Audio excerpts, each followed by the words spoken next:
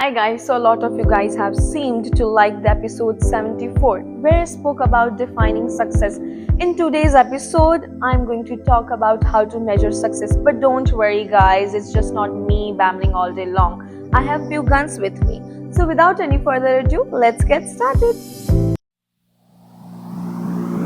One, two, three, four.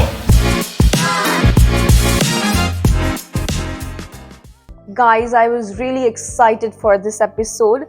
I was on a call with Mehek the other day and she told me how she loved the previous episode. And really encouraged me to follow up the more. So I immediately know I want to shoot it with you guys. So many of you has been on the podcast before in the past in some point, and few of them are new. So I want you to introduce or reintroduce yourself. So I'm going to start with you, Susan.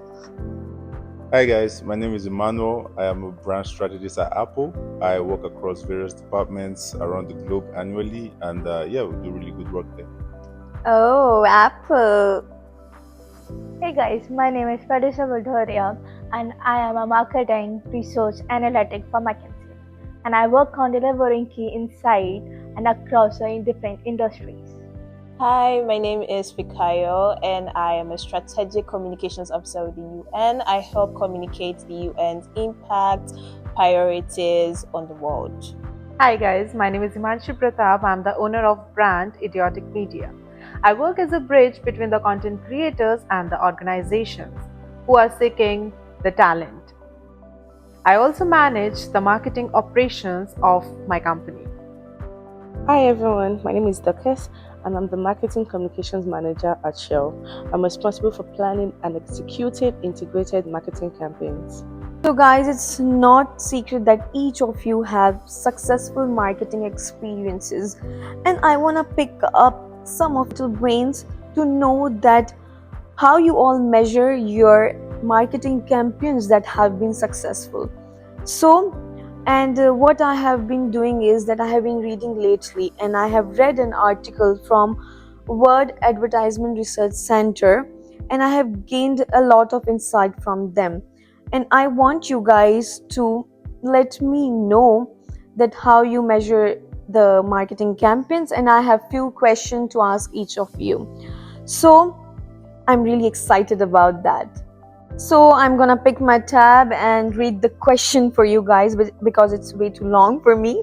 Okay, so first thing I would like to get across is what advanced measurement even means in a marketing context, and consequently how it fits into the mix with the foundation and culture of an organization, otherwise known as a growth accelerators. And I was hoping from our own CEO could help us to crack at the questions.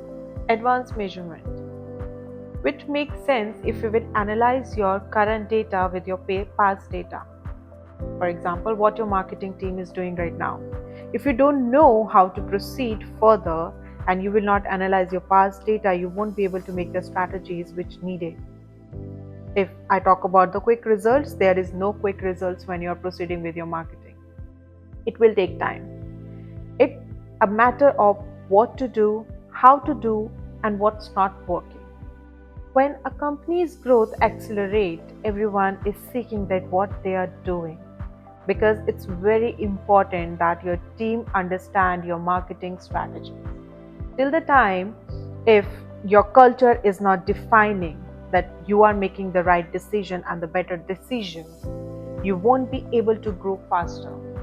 Once you know that how your marketing is gonna work in coming future, you will accelerate your growth, and that's known as the real growth of your organization at the right pace. Interesting, I feel smarter already. And one thing I'm seeing is that everyone agrees that if you want any business outcome, the marketing measure should be more systematic by the marketing effectiveness. And I would like to ask Pratishtha that if you have any experience regarding this to make us believe on this. There is. I have had a chance to read a VARC report. At a staggering 81% of survey is agree on the statement. So you need a systematic approach for measuring marketing effectiveness. What's more, 3 years of McKinsey, where we ran a large global survey and found that companies with a high performing analytics system were the 3 times more likely to say that the data analytics contribute at least 20% of their EBIT over the 3 past years. Okay, wow, that's quite stat. So as you guys all have speaked about advanced measurement and how it works with foundations and cultures, now I want to know about the key points of analytical performances, and I'm really glad and excited to know from Cass. Honestly, without high quality data, all the fancy analytical tools in the world are just expensive decoration. You can't build accurate models, make confident decisions using data that is inconsistent, incomplete, or riddled with errors. It's like trying to bake a cake with spoiled eggs. No matter how skilled the baker is, the products are questionable at best. When your data is clean, validated, and trustworthy, suddenly the picture becomes clearer, insights becomes sharper, and your organization decision gain real strategic weight. And the research is consistent with this. Companies that invest in data quality see significantly higher returns on marketing effectiveness. So, yes, not sexy, but foundational. Absolutely. Once you have a good data, you need to aggregate it. Aggregation means going through your data. Like if I talk about aggregation, in short, if I'm running a paid media campaign for one of my brand, I need to see that which advertisement is working for me, which is giving me a good result for sales perspective.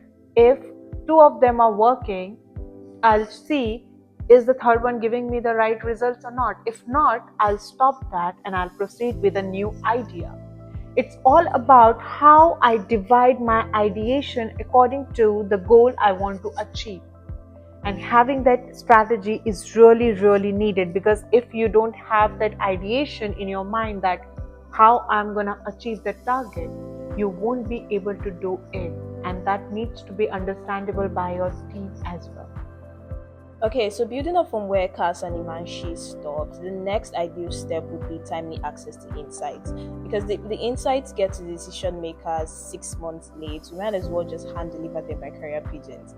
But really, timely access to insights is actually what transforms analytics from reactive to being proactive, right? Because when teams can perform on campaigns really quickly, while they are running, rather than when the budget is being spent, it helps the teams to be more agile, competitive, and resilient to market shocks.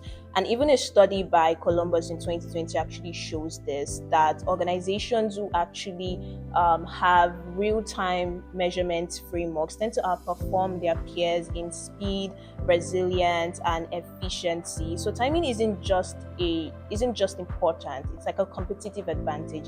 And this is especially important because consumers' behaviors now change even faster than my mood on a Monday morning. Jumping there, I would say even a timely insight, you need to know what exactly a measurement at a technical level looks like. That's what a technical level measurement comes in. A detail at a technical level means breaking down into a performance by channel, products, creativity, placement, and performance. It answers questions like which social media ads creative highest engagement per dollar, which companies combines work with others. Without simplicity, marketers end up like a wrong giving hints that proven by research. It's giving a marketers a night vision Googles. So suddenly you will see what happened next. And I can bring us on with the fifth key driver, which would be reliable metrics and a structured creative measurement framework. Because if you think about it, even if you get all the data, if you're measuring the wrong things, it's all pointless. or if everybody within your organization is not aligned on the same definition of success, then it's also all pointless. It leads to chaos, and that's the kind of chaos that can get tough people in a room arguing about why customer impressions aren't being converted into sales, right? Okay, so let's break that down, and we can start with structured, reliable metrics. So these metrics basically align everyone within the organization towards a common language, right? So it's a common goal for the business or for the organization, and it's these metrics that you use to evaluate how successful each person or the collective has been, right? And so the next thing now would be the creative structured framework, and the creative, unlike the metrics, the reliable metrics actually isolate things that cannot be measured within the organization. So the metrics come for things that can be measured, which are individual performances, collective performances, and the creative framework comes for things that can be measured. So things that make sales boom. Is it the messaging? Is it the emotional cues? Is it the advertisement? Things that are quantitatively not measured, but also play a key role into your analytical data. Whoa, you guys have spoken so well, and I feel like I'm sitting with the Avengers of marketing, and I love that. Okay, so can you guys give me some example that clearly show these ideas, so that the marketing people and business professional who are listening and watching can get the ideas? Well, Simran, you ask amazing questions. So, talking about measurement of our success is, I will take few examples like Amazon, Netflix, Coca-Cola. I worked with Amazon and Netflix previously, and how I measured their success is all about marketing their upcoming series. For example, Netflix came up with new Squid Game season, right? I have prepared the meme marketing, analyzing it, how it's working, how many impressions I'm getting, how many views I'm getting. Am I getting the targeted one? For example, I want to target in a month approximately 10 millions or 20 millions. Am I getting that? That's how I will analyze which campaign is working for me, which meme and creative creation is working for me. And then I will finalize sitting with my team that, guys, this works for us. Let's innovate it. Let's go with some other strategy. And then I will measure it, compare it with my previous data, and move forward to achieve my goal. Oh wow, that's interesting. To finish up this episode, I have one last question from you. So, statistics show that 91% of executives believe their measurement system is fine, but 58% of marketing practitioners agree. So, the question is, could this be a culture or foundation issue? That's actually a very insightful question. Thank you, Simran. I'd say the gap between marketing practitioners and executives is actually due to both the weak foundation and weak cultures, and I'd explain. So when you think of weak foundations with things such as misaligned metrics or unclear processes or just generally inconsistent KPIs, you can see where the problem stems from. And on the other hand, we think about poor cultures like poorly aligned teams or a lack of direction or just limited experimentation. You could also see how it affects the practitioners on that end. So going by the start, I'll see how marketing executives seem to be pleased with how the systems of measurements are being used, but you could also see how practitioners disagree with those same system of measurements. I hope that answers your question. Yeah. Yes, it was clear and helpful, and thank you so much for that. So, thank you so much, everyone, for being here. And yes, in today's episode, we have covered advanced measurement, how to measure it, and the importance of data. I'm pretty sure the listeners are gonna enjoy it and appreciate it, and I really do that. So, thank you so much for being here. Thank you so much, guys, for being with us through the podcast, and I really hope that you guys enjoyed. So please do not forget to like it, subscribe it, and comment down below. Thank you so much. I love you all. Everybody say Thinkfluence.